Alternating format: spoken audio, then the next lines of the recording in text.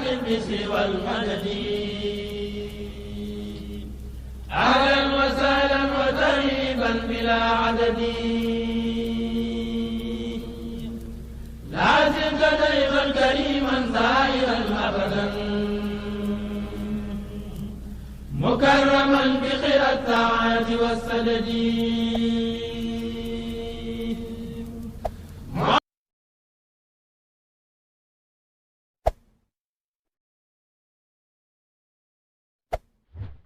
يا خير ضيف أتى بالبشر والمدد أهلا وسهلا وترحيبا بلا عدد يا خير ضيف أتى بالبشر والمدد أهلا وسهلا وترحيبا بلا عدد. asalaamualeykum wa rahmatullahi wa barakaatuhu.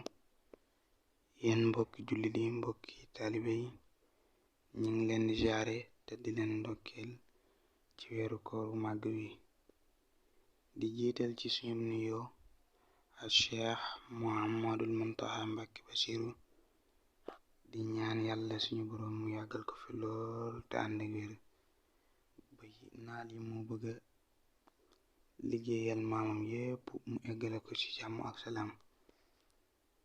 di ñaan yàlla borom bi subhaanahu wa taala tamit mu teggal ñu mbas mu bon mi nga xamante ne nii dafa dal ci kaw adduna bi yépp, ba nga xamante ne nii képp koo xamante ne nii rek la nga daan def nga dellu ci sa yitte ci nu mu gën a gaawee ci barkeb Cheikhul Xadim.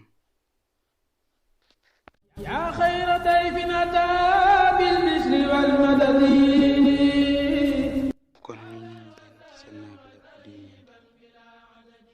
guddi ñeenteel bi. naafila bi mi ngi doon ñeenti rakka bu ci nekk dangay jàng fatiha benn yoon, soo noppee nga jàng ñeenti qul yaa ayyuhal kaafiruun.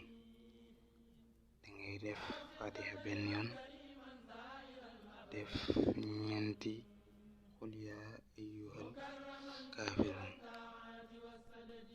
naafile gi Sëriñ Suhaybu Mbàkke ibnu Xaadimu Rasuul nee na képp ku ko naafile yàlla suñu borom dina la bindal tuyaabay ku mel ni ku jaamu yàlla junni at, te bala nga jóge ci jotaay ba nga ko doon naafile yàlla borom bi subhaanahu wa taala dina la jégal sa bàkkaar yépp.